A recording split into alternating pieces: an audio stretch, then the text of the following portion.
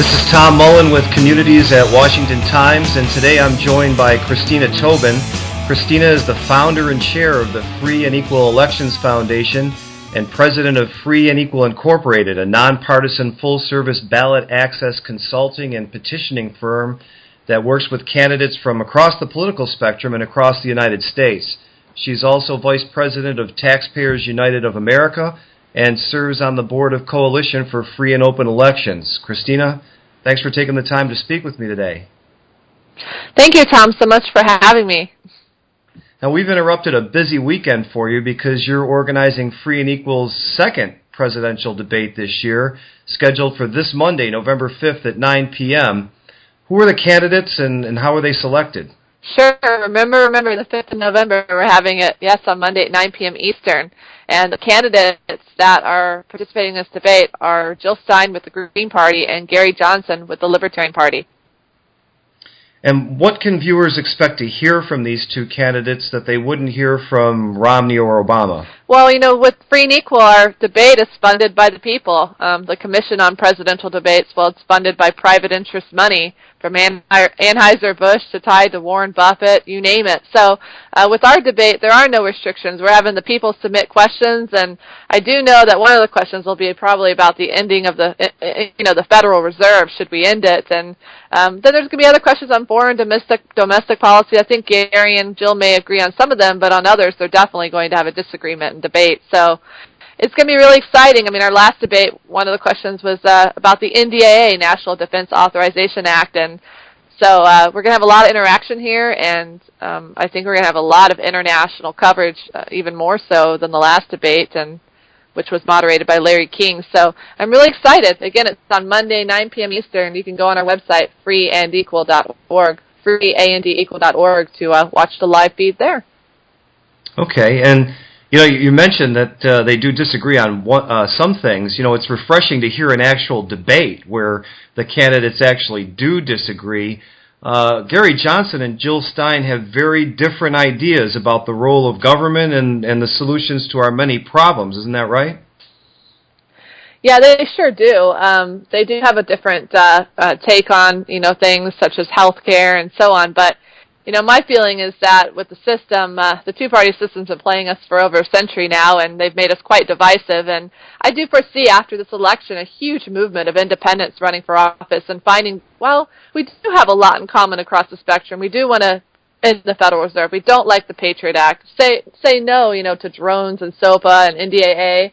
I mean, across the board, whether you're Ralph Nader, Ron Paul, Gary Johnson, Jill Stein, we can all agree on that. And I do foresee government being cut back quite a bit, and under an efficient government, we might find that Gary and Jill have a lot more in common than they don't, those sort of candidates. Yeah, and I did see the first debate where there were actually four candidates. You also had Virgil Good from the Constitution Party and Rocky Anderson from the Justice Party.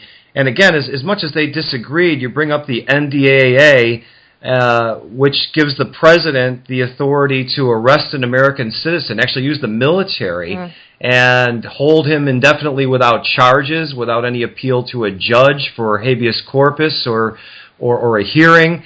All four of those candidates agreed that this is something that absolutely crosses the line, not to mention the president claiming the authority to actually kill an American citizen without due process. Why can people so different on other policies agree on that, and why don't we hear anything about this from Romney or Obama? Well, because they're owned by private interest money. It's that simple. It's the money in politics, Democrats and Republicans alike, the money in media and so on that has gotten us where we are today. And so in order to change that, we need to, of course, opening the debates is the first step of many. Free and Equal, we're here for the long haul. I'm 31 years of age, and I'll be doing this full-time for the rest of my life. I'm the luckiest girl ever. I love this. So much fun. And so in 2013, we're virtual. We've got, the best grassroots leaders stepping up to the plate across the U.S., and in 2013, we'll have conferences, big conferences uniting leaders, honest organizations, medias, authors, all coming together and recognizing that the reason we have the passage of the NDAA and the Patriot Act, shame on the Democrats and Republicans, is because of the money. It's the money in politics that's forcing these Ds and Rs to, or impacting or whatnot to make these sort of wrong decisions, unconstitutional decisions. And so we, the people, will have to run for office in 14. And that's the answer. The 12 races, presidential, they're nothing. They're not even nearly as important as the local races in 14. So I see a lot of kids, a lot of people, all ages, races, genders, running for office for the 2014 races. That's great, and I want to talk more about that. And getting back to the presidential election, in addition to big money being behind both candidates, I mean, both of them are heavily funded by Wall Street and big corporations. This is also a predictable result of two political parties who are basically insulated from any competition other than with each other. Isn't that right? Exactly. The reason the two-party system exists is because of back in the 1890s, there's the creation of the ballot access barriers evolved from the Australia ballot concept of that. And ever since the 1890s, the two-party stranglehold of the system has gotten stronger and stronger. And as we know, through the 50s and 60s, we kind of shifted a bit more towards, socialism, some would say, and with Obama dictatorship, that's pretty scary. So we've got to break that stranglehold. I mean, obviously, and then 74, the Federal Election Commission of Act, that is, FECA, further solidified and strengthened the two-party stranglehold of the system. So, people are waking up and realizing, these parties are actually working together. D's and R's, I mean, some say at the top that does the Republican Party really have the intention of winning the 12 races? There's such a disconnect between parties and candidates, Republican Party and Romney. If the Republicans fall short this November, then they can blame everything on the Democrats. They can come back and win in 2016, and government will still grow. I mean, this is how the two-party system works. So people are too smart for this. Technology, social networking, this presidential debate that we're happening on Monday is the beginning of a powerful, peaceful movement across the spectrum. And so you can check it out, freeandequal.org, and donate to supporters, people listening. I mean, that's how we do it. $5, $10 donations have just added up, and, well, now we're in a position to put on a second debate. Pretty cool. That's great, and I'm sure you've heard this argument before, but a lot of people might say that a vote for Jill Stein is really a vote for Romney because it takes away votes from Obama, and then vice versa for Gary Johnson. That's really a vote for Obama because it takes away votes from Romney. What do you say to voters that are dissatisfied with the major parties, but they just, this isn't a good year for them to elect the what they think is the greater of two evils? Well, if the two-party system was so worried about the spoiler effect and the wasted vote syndrome, then they would support, things like instant runoff voting, which is what we did from the first debate to the second. We let the people decide through IRB who would proceed to the final debate, not the Commission on Presidential Debates, just deciding through the first round. But what I've learned in dealing with all these campaigns and candidates, again, even with Gary Johnson, the Green Party, or Jill Stein, there's a total disconnect between the campaigns and the national parties. I personally haven't even worked with the Libertarian or Green Party, and found out that the National Libertarian Party didn't publicize the debate that Gary Johnson participated in and moderated by Larry King. So what I've learned is from our forefathers is that parties don't work. The Constitution doesn't even mention parties nor corporations, and so I see again this shift, the people, the uprising, waking up, peaceful, running as independents in 14, and we're going to provide that national database at Free and Equal and the resources to teach them to educate how to win for office, listing every single candidate running for office free and equally, whether you're behind the party or not, but there's going to be a lot of independents, lots. So it's pretty cool. You can check it out at freeandequal.org. Yeah, and about the organization,